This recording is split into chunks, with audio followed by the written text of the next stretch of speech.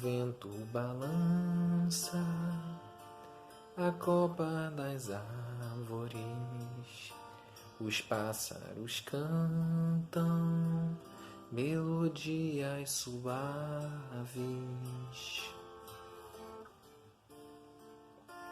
só pra aliviar nossa dor, aliviar a dor.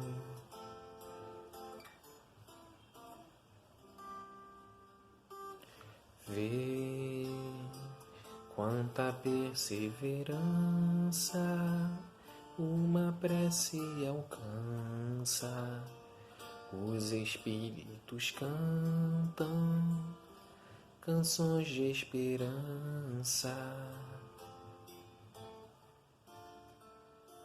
só pra aliviar nossa dor, aliviar a dor,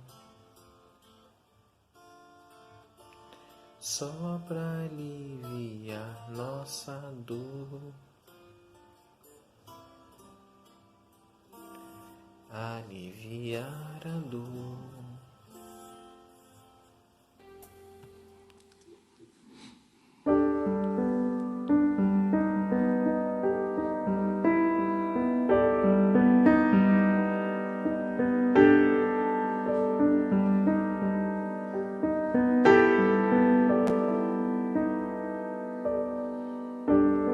É certo que a vida é infinda, divina é a essência do ser,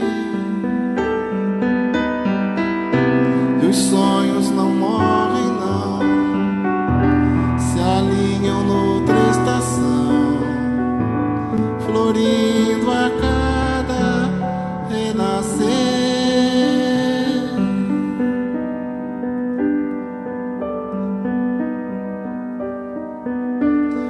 Mas saiba que o tempo é sagrado e a chance de recomeçar é sopro consolador nas sendas da perfeição, a porta que irá redimir,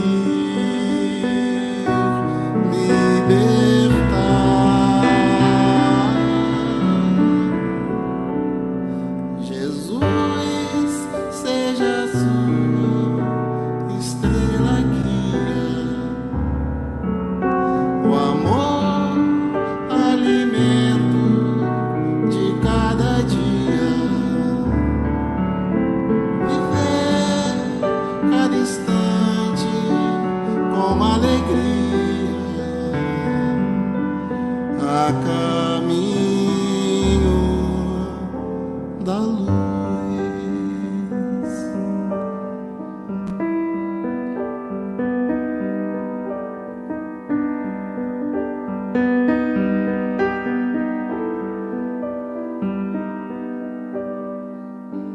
Não temas se a noite é sombria,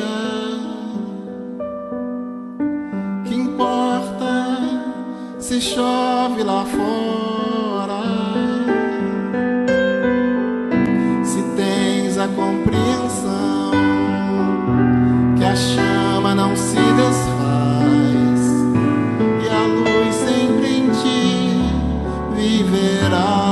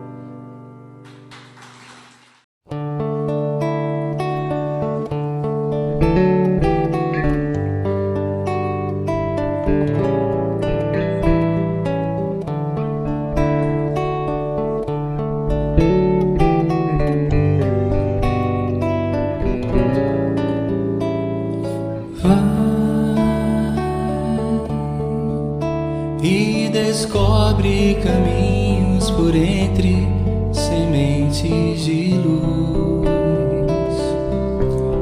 banhadas de amor,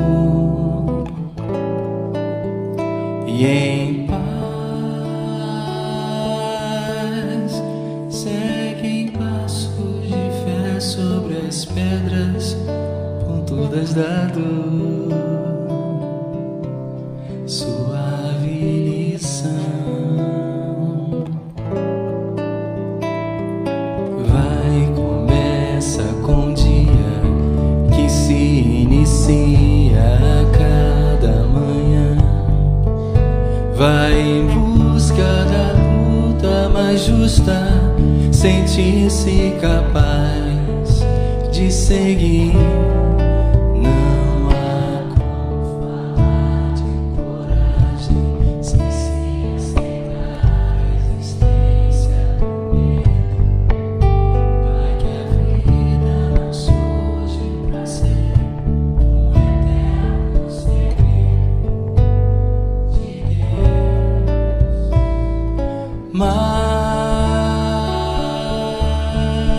Mas quando a noite vier e o cansaço selar teu futuro,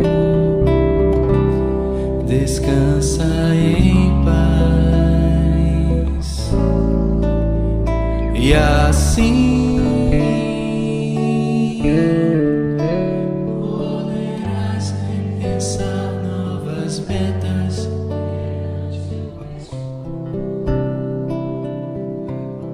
Buscar o amor de Deus,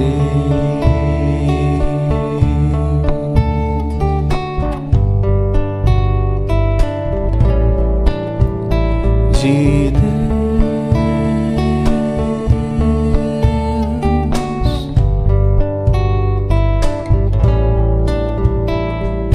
Mesmo com medo, acredita em ti mesmo e descobrirás que és capaz de mudar como o mundo e crescer com o mundo, de iluminar a própria paz que confia no poder do tempo, que espera o devido momento em que dirás: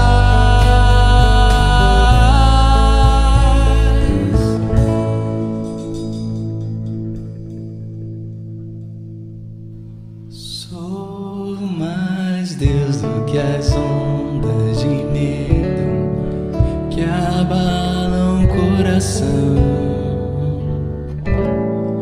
Sou mais Deus do que as ondas de medo que abalam o coração. Sou mais Deus do que as ondas de medo que abalam o coração.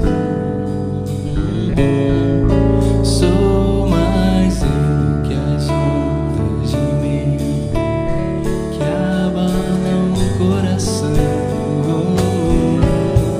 Sou mais Deus,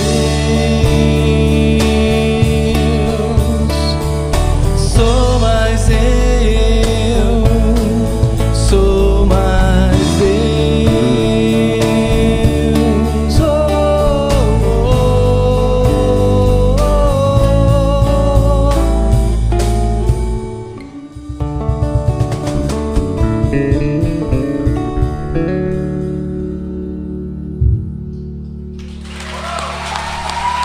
muito obrigado.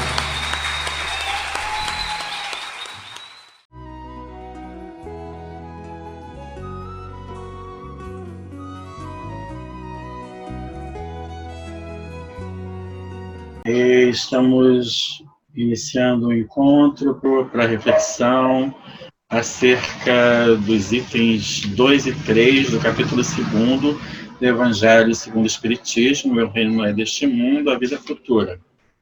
Este foi o tema escolhido pela instituição para nossa reflexão nesse encontro. Para isso, nós vamos nos ligar mentalmente a Jesus, vamos nos envolver com Ele em muita paz, que nós vamos dizer: Jesus, te buscamos junto às águas tranquilas do lago de Genezaré e nos envolvemos nas tuas vibrações amorosas, nos permitimos que teu olhar meigo e doce nos envolva em muita paz.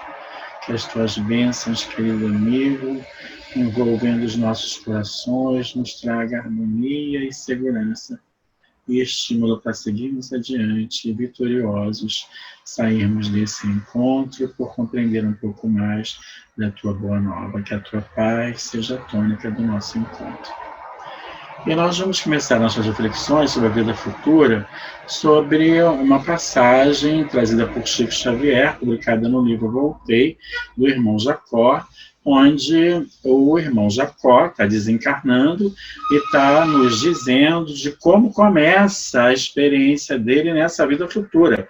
Porque quando no Evangelho estamos tratando dessa vida futura, estamos tratando da vida no verdadeiro mundo, que é o nosso, que é o mundo espiritual, a vida no plano espiritual, né? A vida após a morte. E nós temos, assim, nós cristãos de todos os segmentos, certeza dessa imortalidade, certeza da continuidade dessa vida, mas em alguns momentos alguns de nós faz alguma confusão ainda de como é essa vida no outro lado do mundo, a continuidade da nossa vida, né? A vida do ser imortal, da vida do espírito. E eu no Voltei, o irmão Jacó relata que ele começa a deixar o corpo, começa a se desprender o perispírito do corpo, e ele começa a ver a filha que já estava desencarnada ao lado dele, vivendo já uma outra fase da vida futura, auxiliando ele a desencarnar.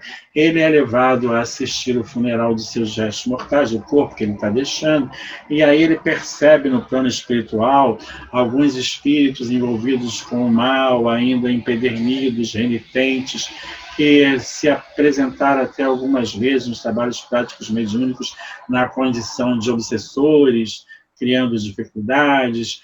Então, nós começamos a ter uma visão da vida futura muito rica nesse depoimento dele, do irmão Jacó, no livro Voltei, trazida pelo Chico. E aí ele mostra também para nós, com muita humildade, aliás, né, que as dificuldades dele toda, que apesar dele estudar muito doutrina espírita, espiritismo, dele ter trabalhado em trabalhos práticos, mediúnicos, ele tem grandes dificuldades para deixar o corpo e seguir adiante. Então, nós vamos lembrar que esse tema, essa vida futura, se deu início no diálogo de Jesus com Pilatos, que Pilatos está chamando ele de rei, e ele diz para ele que o reino dele não é deste mundo, né? Então, nós, a partir daqui, do Jacó, né? Voltei, nós vamos refletir sobre a nossa imortalidade. É real? Nós somos imortais? As vidas no mundo material sucessivas é uma realidade isso? A reencarnação é uma realidade? Então, a primeira coisa para a gente pensar e para a gente tá trazendo para trabalhar essa coisa conosco é se isso é verdade, né? Então, nós vamos lá, hoje estão acontecendo, vamos supor, né, que temos agora 2 nascimentos acontecendo em 2 maternidades diferentes, e tem um bebê que nasceu saudável, o corpo dele é perfeito, não tem nada, embora ele vai ter uma vida, né, simples, porque a família dele é uma família simples. O outro bebê está nascendo até de uma família com melhores posses, com mais recursos, mas está nascendo com uma deficiência nos membros inferiores, clara, porque estão nascendo atrofiados, e ele dá sinais de uma cardiopatia que já está tendo que ser atacada desde já, que é um defeito, né, da estrutura física que ele está chegando. Um dos membros superiores, a mão esquerda, também apresenta um defeito, né, que é uma atrofia muito grande. E aí a gente vai perguntar o seguinte: se a gente tem uma única vida, se da barriga da mãe até a sepultura nós temos conquistado o direito de estar nos reinos dos céus, né? Como é que chegamos aqui em condições diferentes? Porque esse que tem defeitos vai ter mais dificuldades para alcançar da barriga da mãe até a sepultura, até o tempo dele aqui, né? Esse direito está no reino dos céus. Então a gente vai perguntar: Deus é justo? Isso é justiça? Deus teria feito isso, estabelecido essa diferença e criado essa dificuldade para que, né, o outro viesse, diferentemente do outro, tivesse vantagem para alcançar o direito de estar no reino dos céus? Não. Então, as diferenças físicas a partir do nascimento comprovam a anterioridade da alma à vida neste corpo que ela está ocupando, que apresenta os defeitos. Porque a causa desses defeitos é exatamente a alma, é exatamente o que estamos fazendo e fizemos ao longo de todo o tempo da nossa existência única de ser imortal, que não sofre processo de interrupção. Então, a realidade da imortalidade é fácil de ser comprovada e a gente vai perceber, aí já nesse primeiro movimento, analisando a questão da reencarnação, que o viver nosso no mundo material e fora dele estabelece causa e efeito. As nossas ações serão as causas dos efeitos que nós vamos viver, ou seja, nossa movimentação como ser imortal constrói a nossa vida futura. Né? A gente vai pegar logo em seguida e entrar num outro livro psicografado, que é O Nosso Lar, que aí a gente tem uma gama enorme de possibilidades de análise de diferentes vidas futuras. Né? Ele, André Luiz, relata, num primeiro momento, que ele desperta na vida futura, no plano espiritual, uma região de grande sofrimento, que é chamada de umbral, em que ele convive com muitos, uma quantidade muito grande de espíritos que estão nessa região, né? De almas que deixaram o corpo físico, que estão no plano espiritual, numa situação de sofrimento, de dor. Ele vai ter também, nesse mesmo livro Nosso Lar, nós vamos ter André Luiz, nessa psicografia, passando para nós a informação de que tudo que ele está tendo de ajuda é fruto de uma intervenção da mãe dele, que já está desencarnada, já está no plano espiritual, na vida futura, numa outra situação melhor, mais confortável, por conta do resultado da sua ação como espírito. E ela está intervindo, está auxiliando, está buscando puxar ele para que ele venha se tornar um espírito mais desenvolvido, né? E aí a gente vai sair um pouco da psicografia, vai pelo Céu e o Inferno, Allan Kardec, e a gente vai pegar o espírito François Riquet, que faleceu em 1857. Ele era celibatário, avarento, popular, né? Tinha absolutamente nada de relação próxima com nenhum familiar, mas como ele tinha muitos recursos, tinha uma grande fortuna, parentes colaterais, né, vieram a herdar essa fortuna e começaram a fazer uso dessa fortuna. E esse espírito se manifesta espontaneamente e a ele é perguntado o que o senhor pretende de nós, né? O que ele quer, né? Como é que ele pode ser ajudado, se é que é isso que ele busca? E ele responde o seguinte, que ele quer o dinheiro dele de volta. A resposta do espírito é o dinheiro do qual se apossaram os miseráveis. Ele vem se manifestar, está desencarnado, está no plano espiritual, está na vida futura, e vem dizer que ele quer o dinheiro dele. E aí é orientado a ele a seguinte expressão: estás morto, não precisa mais de dinheiro.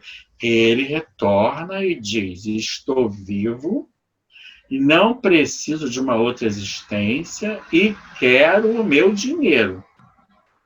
Esse é o estado que esse espírito está na vida futura, no plano espiritual, na verdadeira vida que é a vida da alma. Então, a gente vai avançar mais um pouco, vamos buscar, acho que é no Devassando Invisível, Ivone Pereira relata um fato muito interessante, que ela é levada em desdobramento pelo sono para ajudar num processo de desobsessão, porque tinha um espírito que ele havia desencarnado, não tomou consciência de absolutamente nada, não se desprendeu do lugar nem dos bens que ele vivia, e estava aí, então, nesse momento, ficando no lugar que era a chácara que ele vivia, que nessa altura da história não era mais uma chácara, aquilo tudo se transformou, era uma residência, e a permanência dele com toda aquela vibração, com todas aquelas ideias, com toda aquela proposta dele, causava danos ao grupo que lá residia. E ela começa a se aproximar com ele em várias visitas a ele, acabam se estabelecendo um laço de simpatia, e até que ela consegue dizer a ele que ele deveria, porque ele apresentava a causa da morte do corpo físico, que era a perna, né, doente e tal, e aí ela diz para ele que ele poderia se hospitalizar, ir para um hospital para tratar-se. Aí ele diz que ele não pode ficar sem aquela propriedade dele. Quem ia tomar conta daquilo?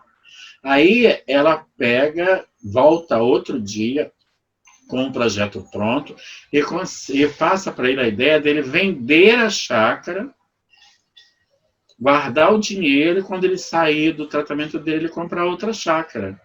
Ele aceita, ela vai ter um outro encontro com ele, onde ela vai acompanhada de um outro espírito que se apresenta na condição de um corretor de imóveis, para vender a chácara desse companheiro. Ele aceita, tudo se resolve, ele vai ser hospitalizado, e a obsessão se encerra ali com aquela família que vivia as consequências da ação dele. Então, aí nós vamos voltar lá no Céu e Inferno com Kardec, e vamos pegar Sanson, membro da Sociedade Espírita de Paris, em abril de 1862, que ele, antes de desencarnar, ele tinha feito uma carta em que ele pedia que ele fosse evocado o mais rápido possível para que ele desse uma contribuição à causa espírita, né? E ele foi evocado na Câmara Mortuária, ou seja, no velório. O corpo lá, na urna mortuária lá, e ele é evocado, e ele se comunica e agradece a Deus, né, a graça especial de conceder essa possibilidade para que ele viesse se manifestar e dar testemunho, né, confirmar tudo isso, dessa nossa imortalidade, da condição. Ele tinha se esforçado e havia ali uma assistência de Deus, quer dizer, ele ainda estava o corpo sendo velado e ele já conseguia se comunicar e comprovar essa imortalidade. Então, nós vamos, a partir daqui, desse encontro com Sanson, certos, decididos de que estamos realmente reencarnados, nós que estamos no plano físico.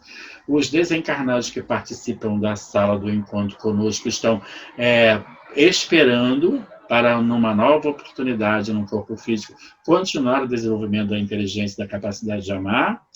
E nós vamos compreendendo ação e reação, causa e efeito, entender a orientação de Jesus quando ele fala da vida futura, porque ele norteia, faz rumo, deixa traçado para nós um roteiro seguro de nós construirmos uma vida futura livre, tranquila, harmoniosa, né?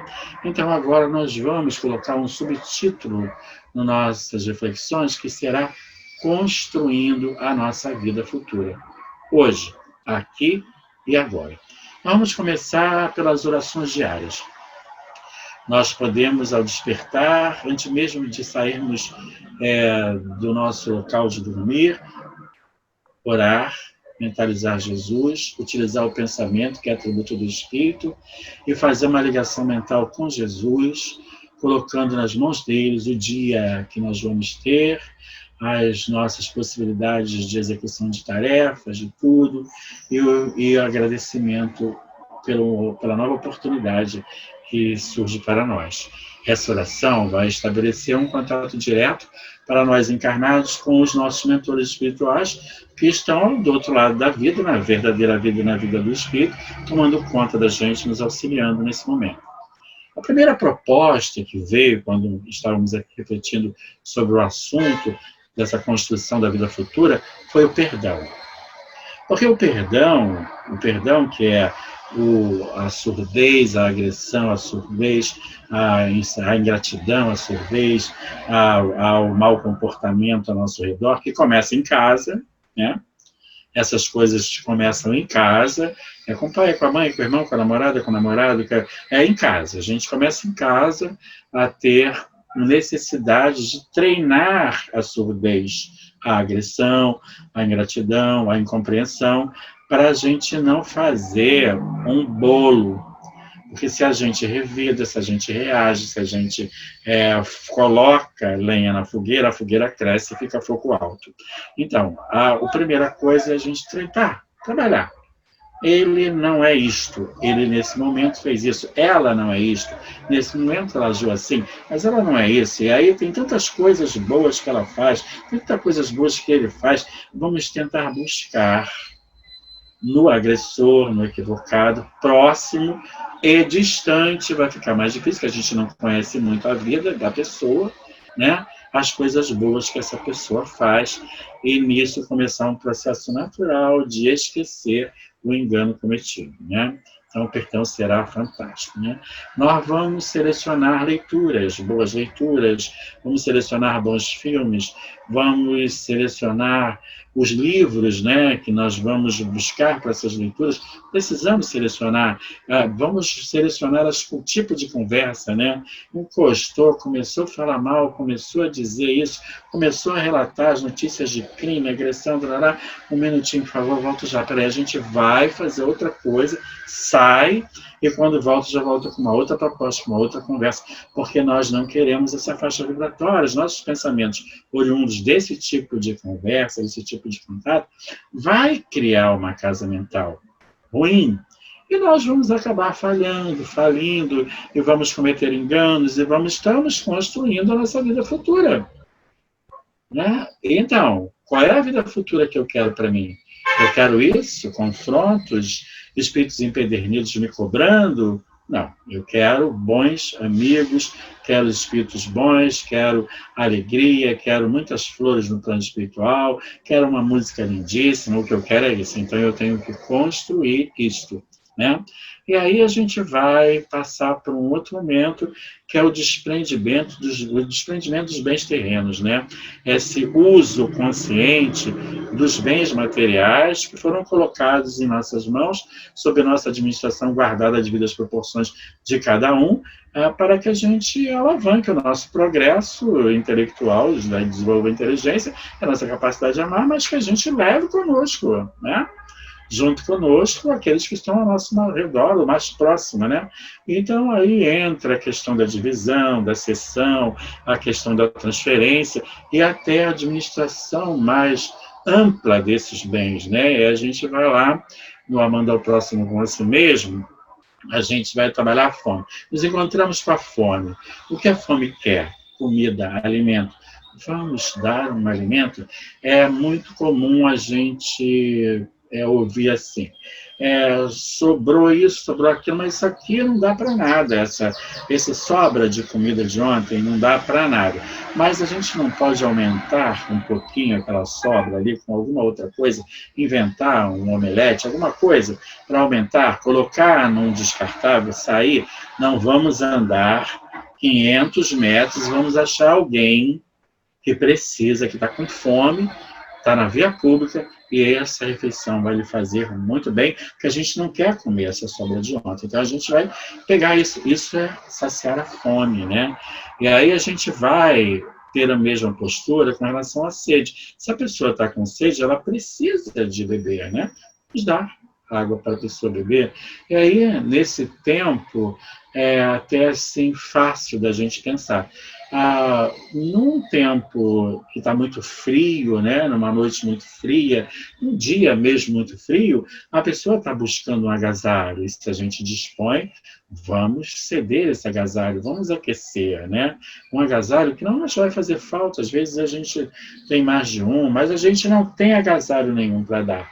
A gente pode convocar mais um, mais dois, fazer uma pequena rateio de uma de alguns trocados, comprar um cobertor que dividido por 4, 5 pessoas não fica tão caro e podemos agasalhar alguém. Então, nós, durante o frio pede agasalho, né? Diante da doença, a doença pede remédio. Há pessoas que já estão consultadas, já têm uma receita na mão, mas não têm acesso à medicação. Vamos viabilizar, às vezes nem precisamos nem comprar. Nós podemos conseguir em algum lugar, com alguém, com algum conhecido, orientar um canal de rede pública que possa esse remédio ser providenciado, e a gente está o quê? Construindo o futuro, construindo a vida futura para nós, que nós estamos semeando flores que vamos colher quando chegarmos adiante. E aí a gente chega num ponto, nessa questão de cuidar do outro, do material de higiene e limpeza, né?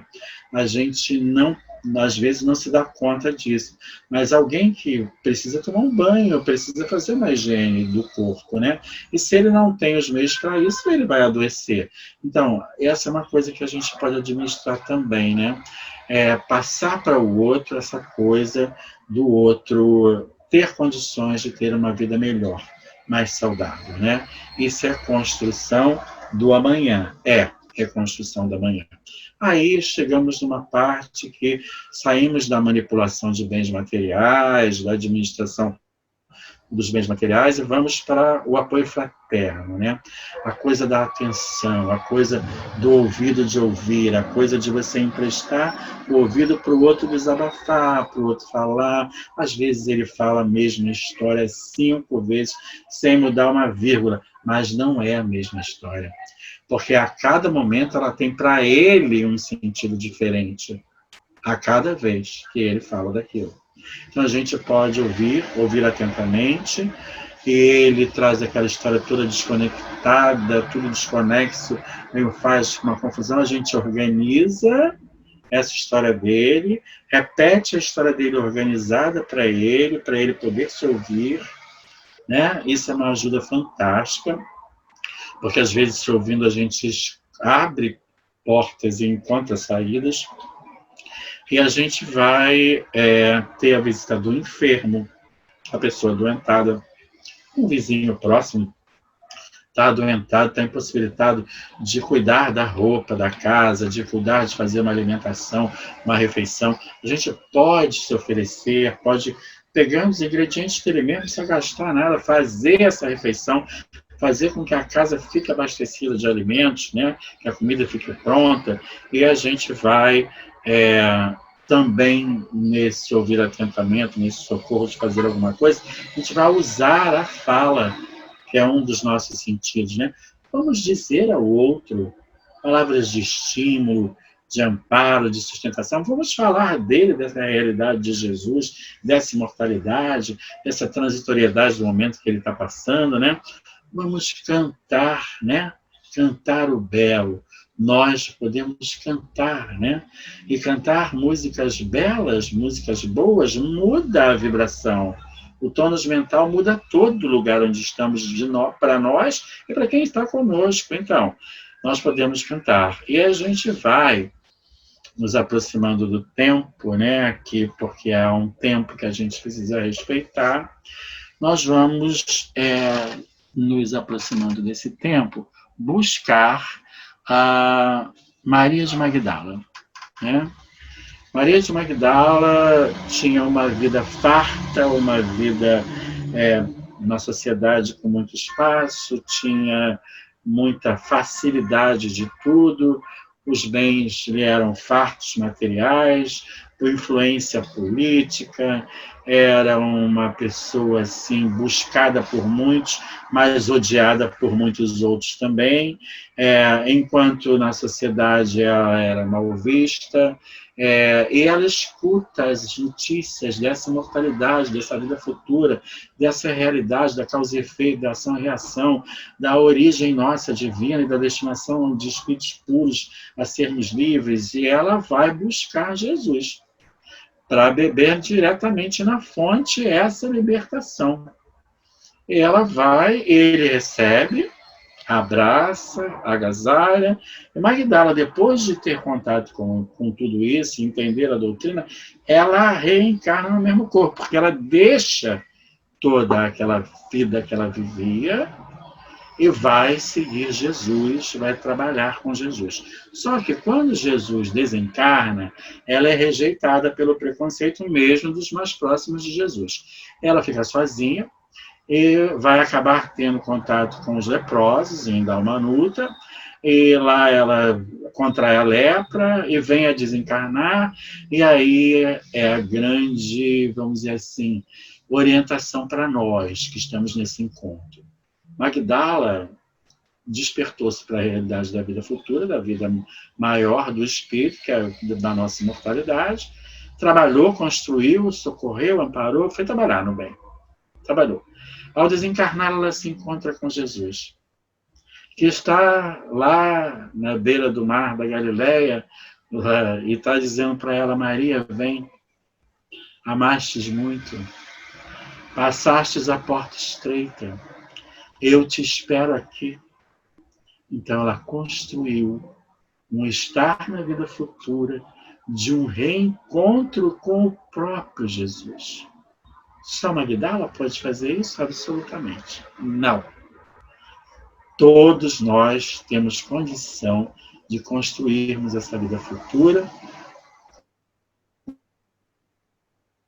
com essa, vamos dizer assim, beleza e facilidade de encontro. Nesse mesmo ritmo, nós vamos encontrar Joana de Cusa, que, apesar de Jesus dizer a ela: não, você fica com Cusa, cuida da tua família, cuida de todo mundo, e você vai dar certo assim, porque aí você vai estar servindo a Deus. Apartar-se da vibração de Jesus próximo deve ser muito difícil, mas ela se apartou, ficou. Depois que Cusa desencarnou, ela mudou a trajetória dela, foi viver de uma outra maneira, servindo no bem, aí ela seguiu os passos de Jesus. E quando ela vai desencarnar na fogueira, e o filho tenta que ela negue Jesus, ela não abre mão, ela desencarna, e quem está esperando no outro lado da vida é exatamente Jesus, que a recebe na vida maior, na vida espiritual, na vida futura.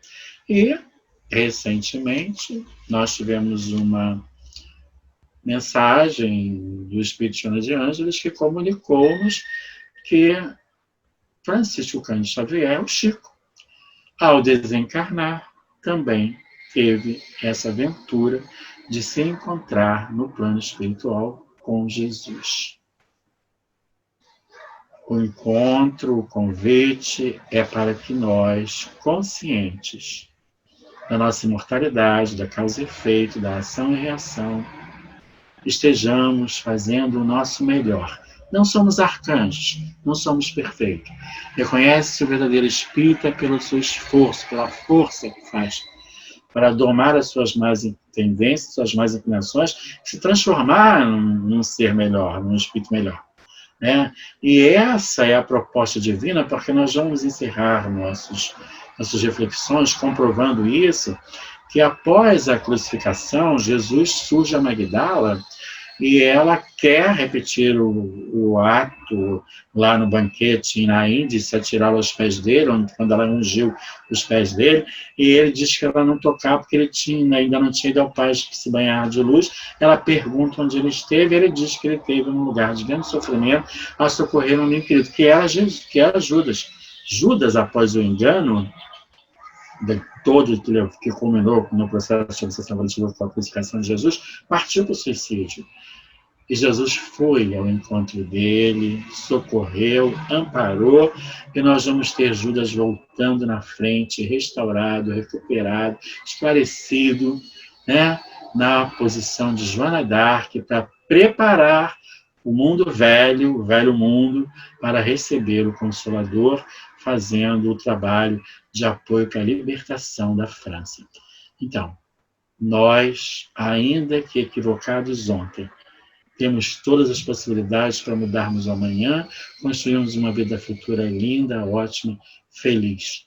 trabalhando hoje, aqui agora, no bem, refazendo aquele roteiro que nós pensamos aqui, orando, perdoando, servindo, doando excessos inicialmente, depois a gente vai dividir, nós vamos conseguir dividir uma refeição por 3. Aliás, isso acontece com grande frequência na via pública, quando a gente está num processo de trabalho de doação e só tem 2 lanches, e eles são 3, e eles dizem, olhando para a gente assim, tem problema não, dá os 2 que nós vamos dividir pelos 3. Eles nos ensinam, lá, na rua, na via pública, a fazer isso. Então, nós vamos chegar a um momento que vamos aprender a dividir aquilo que temos, né? E num primeiro momento, o movimento é natural, que a gente dê sobras, que não vai nos fazer falta. Somos gratos a Deus, a Jesus, à Mãe Santíssima, aos Espíritos maravilhosos, amigos que nos envolveram, estão nos envolvendo nesse encontro, e entregando nas mãos deles os nossos corações, nós vamos dizer, graças a Deus, venceremos, porque viemos para cá para isso. Jesus é o nosso guia, mestre e modelo, e nós vamos nos esforçar para segui-los. Muita paz permaneça em todos os nossos corações.